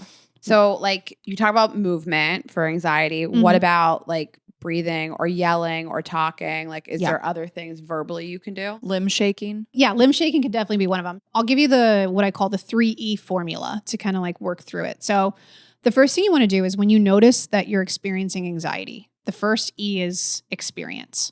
And the question is, how is my body experiencing this right now? And you might notice like I'm holding my breath, or my muscles feel constricted, or I'm feeling foggy in my brain, or my stomach is in knots. So first we want to track the experience. And then the second E is then ask the question, is there any way that my body wants to naturally express this right now? So that might be that like, yeah, there is a little bit of stretching, or there's a little bit of like shaking that wants to happen. Or sometimes like for me, I notice when I get anxious, there's just like some trembling in my hand. And I'm like, can I just allow this to be here? And so experience, express. And as we express, we often notice that there's then expelling. That is the discharge of the adrenaline and cortisol that happens. And you'll usually know that a discharge is happening when it's followed by tingling in your limbs. So for instance, when you go into fight or flight, like all of your blood motility goes outward to your limbs to mobilize you to fight or flee. That's why like when you're anxious, you feel fidgety, you might feel hot or sweaty. When you're in that fight response, you feel really heated. And so what follows usually that is coolness. So there's usually like a cool tingling in like your hands or limbs. You might notice that there's a sigh, there's a swallow.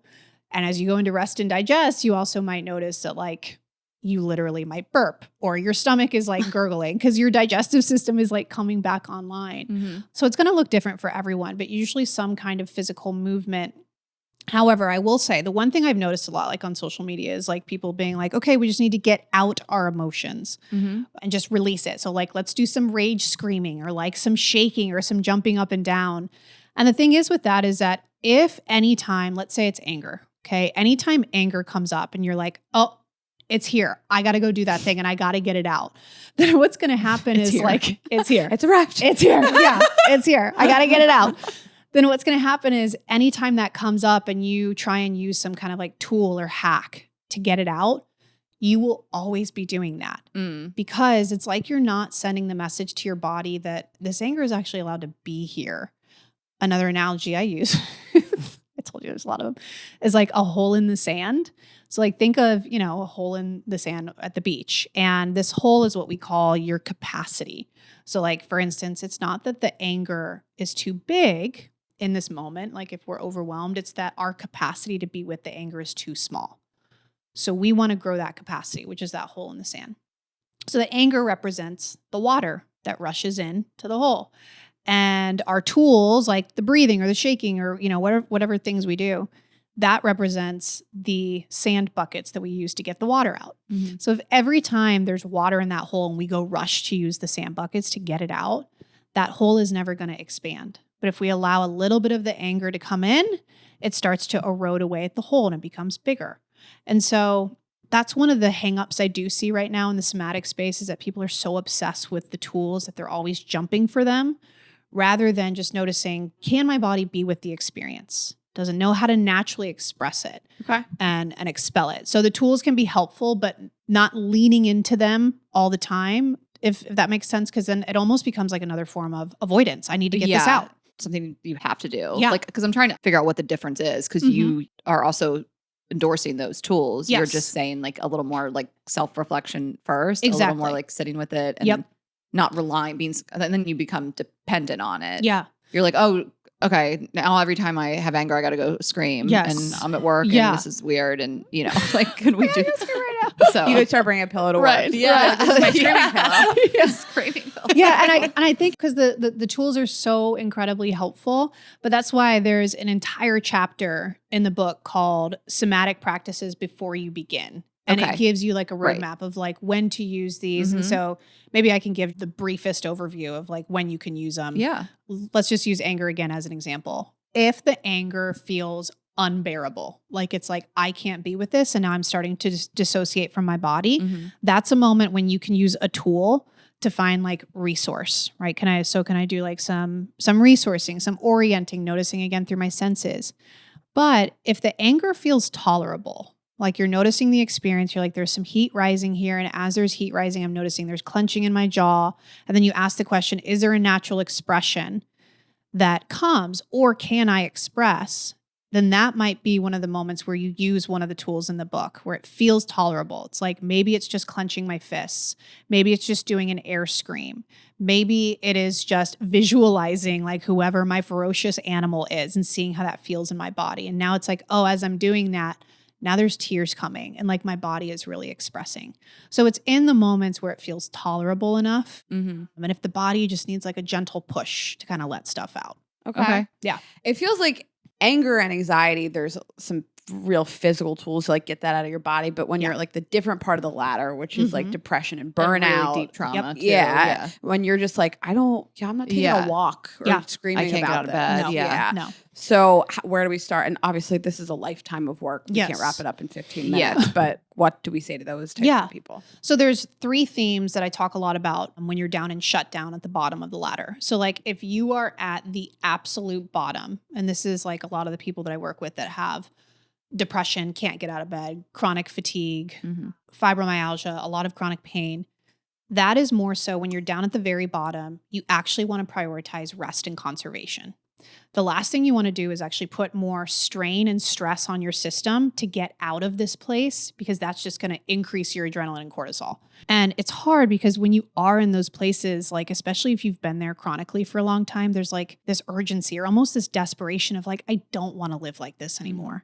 And so that's why I think like learning about the science and realizing that your body knows exactly how to protect you and it's trying to just slow you down so you can catch up can be really helpful. So if you're in the middle of that kind of bottom part of shutdown, this is where like you don't have a hard time getting out of bed, but like you are feeling exhausted, you're feeling a little depleted, a little numb.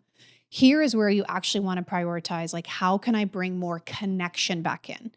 So remember, shutdown is a state of disconnection. So here, like we have those high levels of numbing hormones. So it's like, how can I connect with my environment? And one of the things you had mentioned is like listening to the birds or like having windows open. Temperature exposure can be really helpful. Not like cold plunges, especially for women that will stress your system a little too much. And now you are stressing your system rather than stretching it. Instead, it's like, can I stand in front of the freezer for a moment? Or can I just go outside and like drink my coffee outside with the cool air this morning? Can I feel the temperature of my coffee mug on my hands? Very light temperature exposure. So again, leaning into the senses, also co-regulation. So like whether it's with pets or other humans, that's connection. So that can help you to connect. And then if you're at the top part of that little shutdown at the bottom, this is where you're about to move into fight or flight. Here, the question is not let's rest, not let's connect, but now it's, is there anything I can do to start to just gently promote a little bit of that mobilizing again, like just to barely like touch the lid open of that pressure cooker. So that might be like stretching, going for a walk, not like, you know, getting my 15,000 steps in, but like, can I just go around the block for a second and see how that feels? And always checking in, like, how does this feel in my body when I'm done with this? Do I feel more exhausted? Then let's take a break. Or energized. Or more energized. Exactly. That means, oh, my system's starting to move back up into fight or flight where I can discharge. Great. I like the ladder.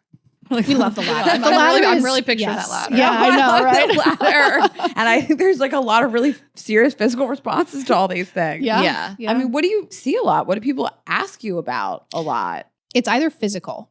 So again, a lot of like the physical health stuff we're seeing now, like the chronic conditions, the exhaustion, a lot of chronic pain.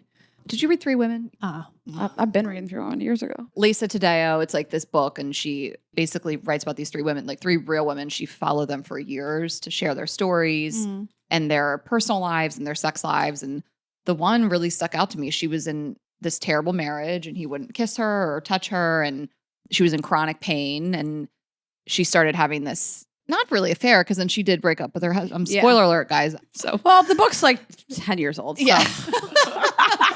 And she would stop being in pain. And this is like not fiction. I mean, this was just like a true story. And this is not like a hot take. I'm sure people have had this experience, but like truly chronic pain, chronic fatigue, and due to her just place in life and her personal relationship and like kind of finding that joy again with somebody, like took it all away. That stuck out to me so much, how she would go see this other guy and be like, I wasn't in pain that day. Like literally like pain in your body. I don't know. It's a great book also. Yeah. Ashley and I and Tessa, we all recommend it. Yeah. You said it's called Three Women? Three Women, yeah. Yeah. When we are stuck in survival mode, if we're stuck there long enough, it can definitely create physical pain in the body. Because I think what I started saying earlier, but maybe I didn't finish it, is like the body, when we're stuck in survival mode, it gets stuck in what we call a defensive orienting posture. So again, we hold, we're bracing. It is in this place of not ease in the body, but dis-ease, which is what Gabor Mate often says. It's this place of dis-ease in the body, this chronic holding, defensive holding that then creates disease, physical pain, physical, components. And you see that a lot in posture as well. And even for me, after my assault, the body is always telling us through body memory a story. You can see it, and you might not be able to see it now. Here, let me sit up more straight. It's better, but this shoulder is slightly lower than the other. And so I was attacked from the right-hand side. And one of the things I had mentioned is that I tried to fight back, but I was overpowered. And so what happened is the right side of my body actually went into like a tonic immobility state. But you saw it in the way that I would talk, and even still you see it a little bit. The right side comes down a little bit of my mouth. The right side of my shoulder came down. And that's where essentially my body went into a collapse posture. I remember going to see like chiropractors and doing all this work, like this body work. I'm like, what the hell is wrong with me? And when I started working with a somatic therapist, she's like, your body is still stuck in a freeze response on this side. Oh my gosh. Yeah. And I was very dissociated. Like I remember when I would cry, there wasn't a lot of tears that would come. It was bizarre, but the body, again, like the way that we hold it, the way that we clench, the way that we let go, the way that there's helplessness or collapse, that's the body showing us or telling us the history of the things that we wanted to do that maybe we couldn't, in the past. And so we hold that a lot, and we see that in different pain points. So like when there is pain, like between the top back shoulders, like, between the shoulder blades, that's usually like where there were unmet attachment needs, like in early childhood. Oh, wow.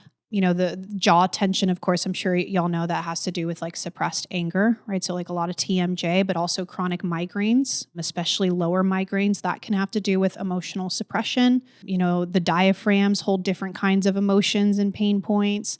The liver, if we have liver issues, that's often related to anger. So like the body is incredibly, you start to look into it, it's like, oh, that's why I feel that, or why I don't feel that there. That must be just a great release moment also for people that you work with, that have gone to talk therapy for so long, that are like, I still have chronic pain. I don't sleep. I have stomach aches. My heart's always racing. Like when people realize that I can't just like think my way out of this. Yeah. Right. It's like validating. Can we just maybe talk a little bit about like romantic relationships and when you are somebody who carries trauma in the body, or, my one friend who suffers from a lot of anxiety, she always says like, well, I'm a lot to deal with for a partner.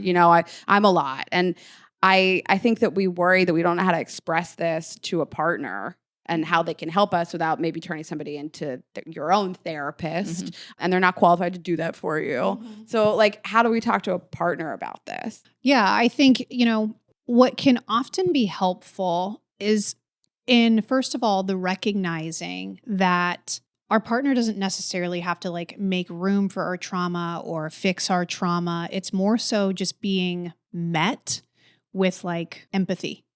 I think that can be really important, but also it's really, I think, understated sometimes how much another person's calm or their own regulation supports ours.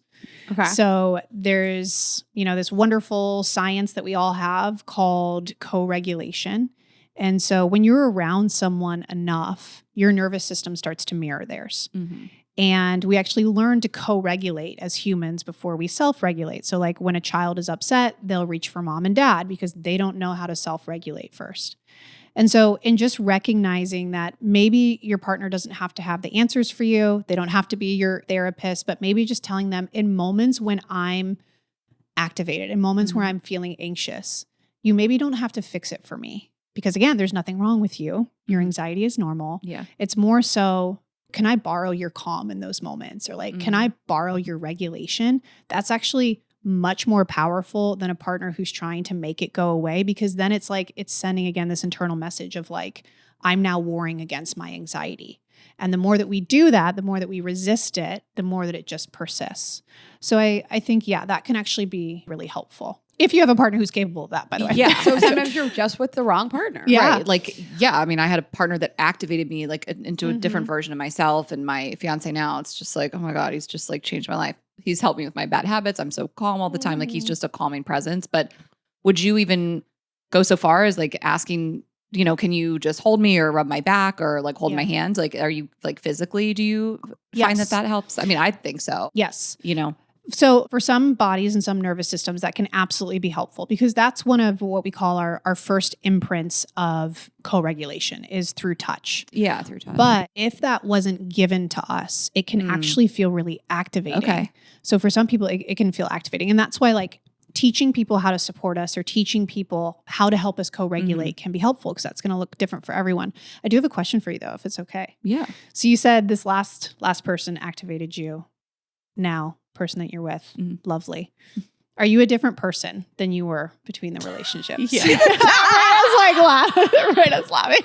Yeah. Yeah. I didn't know her back then, but she is a different person. Yeah. I mean, and you weren't like so terrible before, but like you are a calmer presence, and that's self-work, and that's all, you know, I don't want to attribute everything to him. Exactly what I'm talking about. But though. lately I had this feeling, and I was curious what you'd say about this, that like he brought out a bad side of me, and vice versa. You know, he had a lot of trauma I did not know how to deal with. Like I was at fault too. Like we were a bad match. I think we had a great connection until we didn't. And then we were just really toxic together. It was a pretty bad cycle. But I can't believe who I became in that relationship with the yelling and the screaming and like stuff that I didn't experience in any other relationship before, after, with friends, with family, like again. So I do think he brought out that side of me that was like activated all the time. But in general, I used to be so much more activated and angry and irritated and would like react quickly. And I've worked on it so much. And I was thinking recently, I feel like I've overcorrected a little bit, because I feel like, I think sometimes.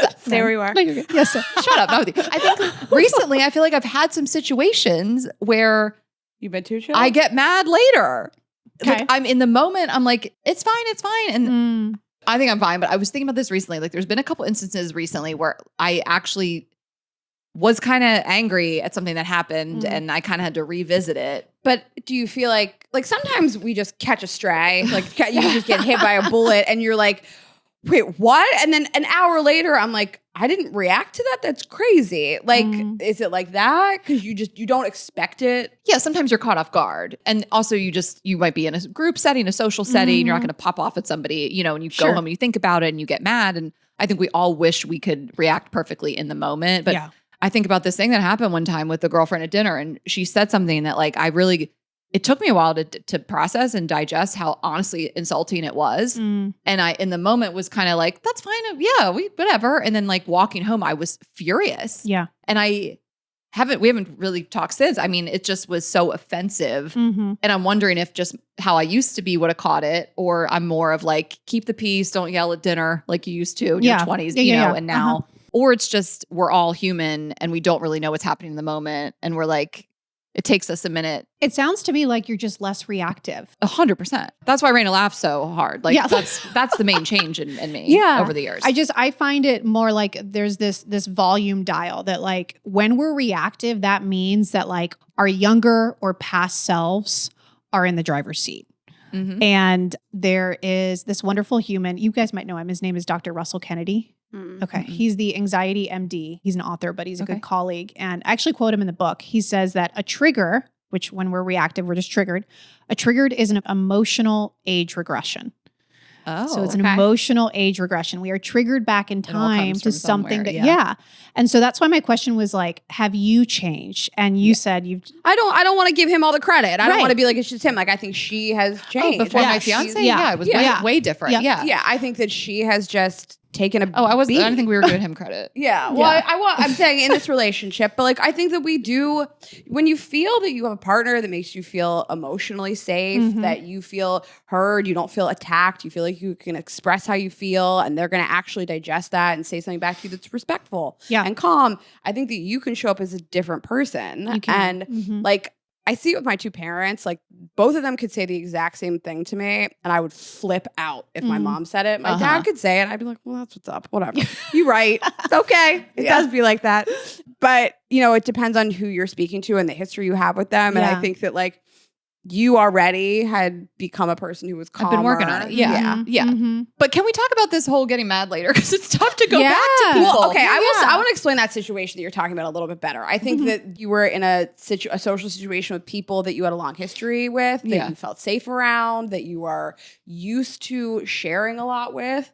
And you might just not have realized in the moment how insulting it is because you're like, well, we share everything and we talk about stuff and I feel safe emotionally right now. Yeah. And then you're like, what the fuck? But even over the course of dinner, I started to be like, don't feel safe anymore. Like sharing kind of these things. And I just like stomped all the way home. And it's just kind of one of those things of like, it is hard to go back and be like, I know I acted cool in the moment, but I'm mad now. You know, because it's almost the inverse. Typically you react in the moment and then you calm down. Where it's a weird thing to be chill in the moment and then be like, just buzz, I'm pissed at you. You know? But I actually think that is much healthier. Much healthier. Yeah. But I'm going to fall back for 1 second and I'm going to come back to this. What I wanted to say was you don't choose the person in your life. You don't choose the people in your life. Your nervous system does. And so the state of your nervous system is going to mirror the state of your relationships. So it makes sense that you said I was a little bit more angry and just like frustrated and like reactive back then. So like your nervous system is going to attract the people that bring that out in you. And now, since it sounds like you said you've done some self-improvement or you're like at this more calm place, you're less reactive, you're now attracting those people into your life who have that. So accurate. Yeah. And that's why we say someone that you're supposed to be with should make you feel calm and feel secure, not anxious and butterflies mistaken for. The slow burn is the best. It really is. So I wonder, you can share as much a little about your husband as you like. I was going to ask you. I'll share everything about him. I love talking about him. I dated somebody for a while who grew up with some very extreme physical abuse, who was beaten up by their parent in the home a lot growing up. And it was hard to have like arguments with him because we just were not hearing each other. And I come from I was physically safe growing up, very much so. It was really hard to communicate in a fight because Ashley said he starts from a different place of emotional well-being than you do. And so we heard each other very differently. And I was maybe the wrong partner for him. And also had we stayed together, I would have absolutely been very happy to go to therapy and talk about how to communicate better, of course.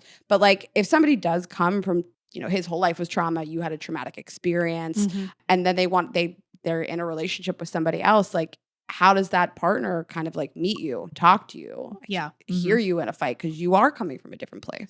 For sure. So I think what you're talking about, the experience with your friend and what you're talking about, are actually very similar here. And it's that what we can find as we're starting to like heal and regulate is that the pause of I'm having some space rather than being like reactive in the moment. When we're reactive, we again know that that's like unhealed stuff that's showing up and driving the car right now, driving the bus. Having a pause and taking time to reflect on your own and to regulate on your own and to listen to like, what did upset me about that? Like what boundaries were crossed? What is my body showing me? What is my brain telling me right now?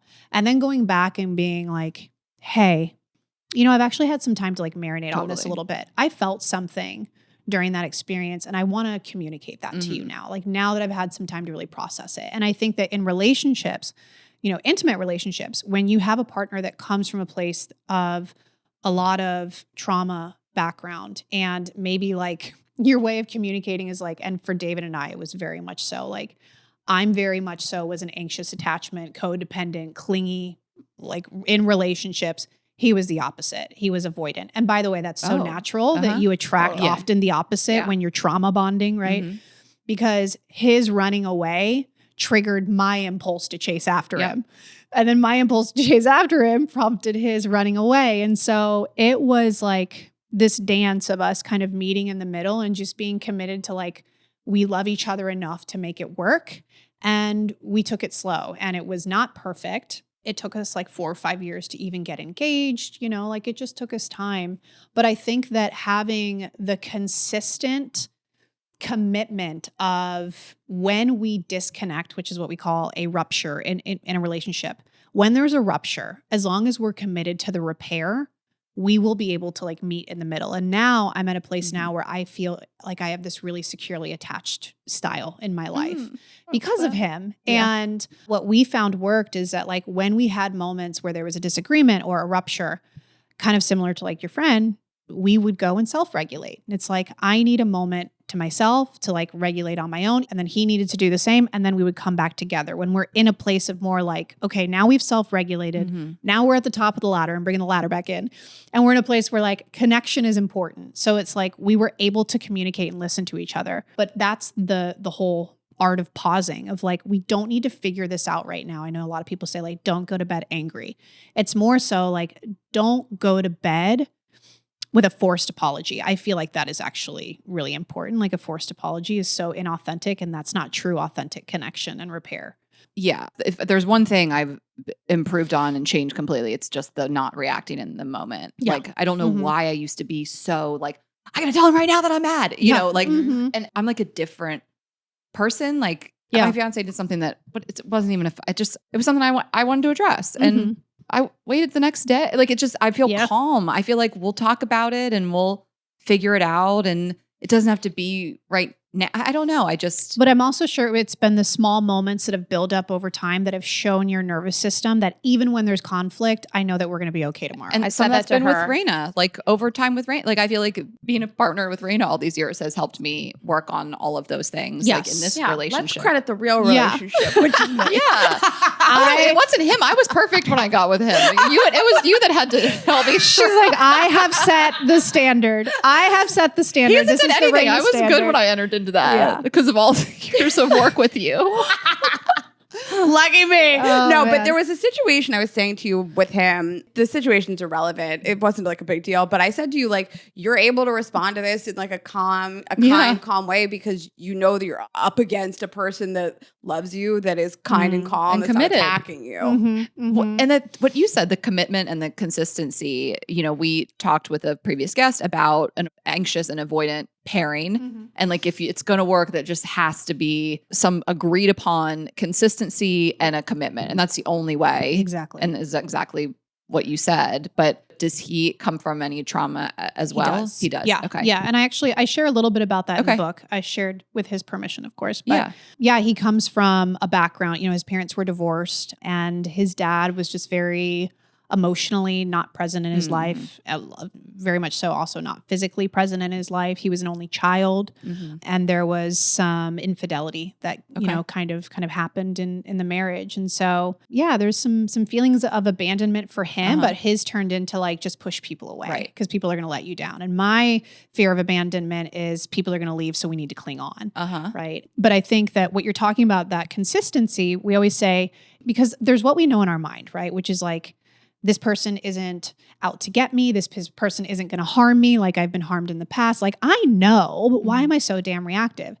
It's the experience over time that then creates evidence for the nervous system that like this person is safe to have an argument with. And it's okay to have conflict. It's okay to have a disagreement. We're going to be okay. It's the experience that creates evidence, which then creates expectation. So it's like you now have this new standard in relationships where there's this expectation of when there's conflict, I expect that I'm going to be able to find repair or that I'm going to be able to talk it through. And so what's wonderful is that like no matter how shitty the background you come from, like with your parents and attachment wounding or caregivers or trauma, you can have new attachment styles formed in any adult relationship. And it doesn't have to be an intimate partner. I'm sure that the two of you, actually, the dynamic that you have has created a lot of that expectation too, right? In relationships, which is probably what helped you to attract that. And I think people worry that like all hope is lost. Yeah. Like I'm an anxious attachment, and I have been anxious, avoidant, and secure. I've been the whole rainbow in different relationships. Yes, and I think that's important to note too. Thank you so much for mentioning that because I think people can like really like self-identify with like, this is who I am, or kind of as you said, your friend is like, I'm just too much in relationships. And what's important to know is like, our attachment style is so fluid. It changes. And I always say it's like these percentages. So like in my really like, I'm chasing, I'm clinging, I was 80% anxious, probably like 5% avoidant, 5% disorganized, 10% secure. So like you're actually a little bit of all the above. It's just that it changes and it's fluid.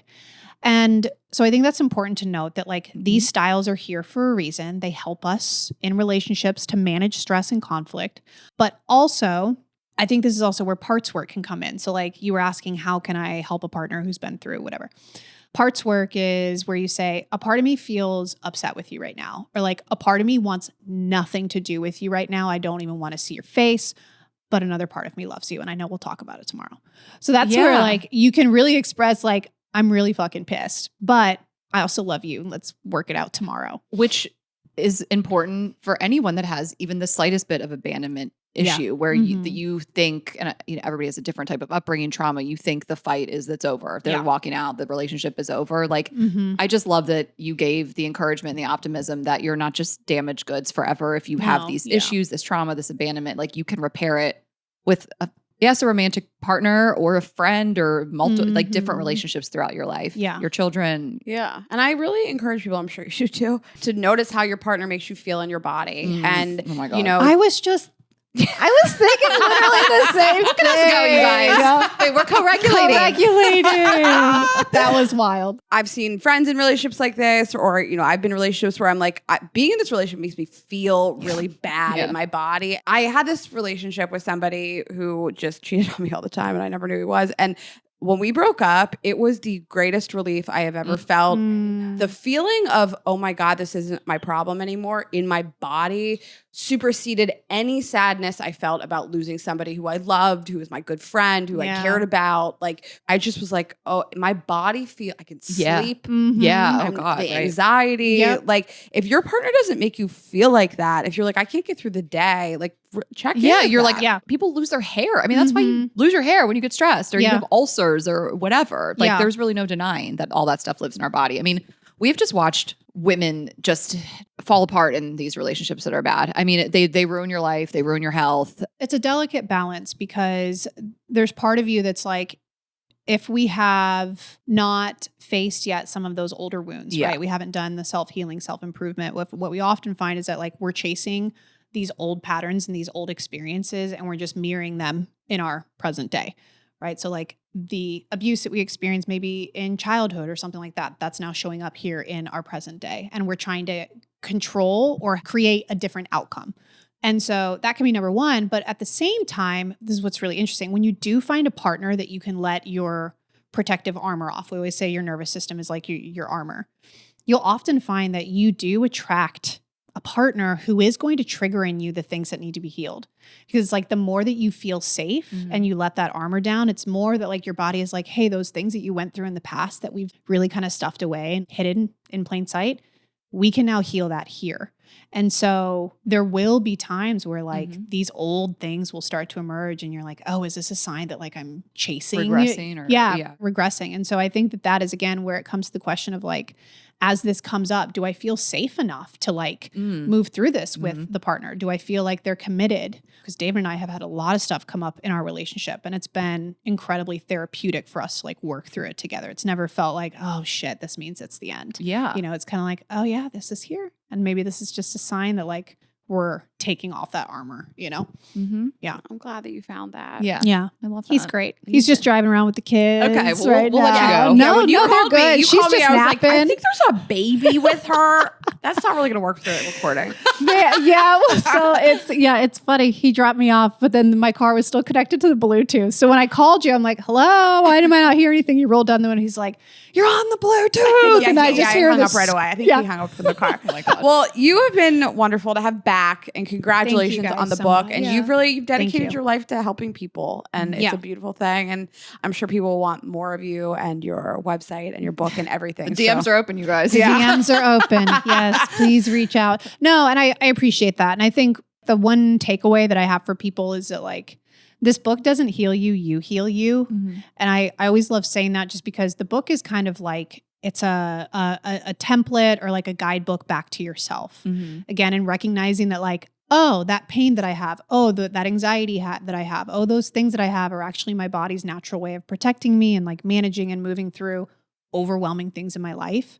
Great. Thank you. And then you. tell everybody your Instagram, where people can find you. Yeah, they can find me on social media at Heal with Brit, 2 T's, not like Britney Spears.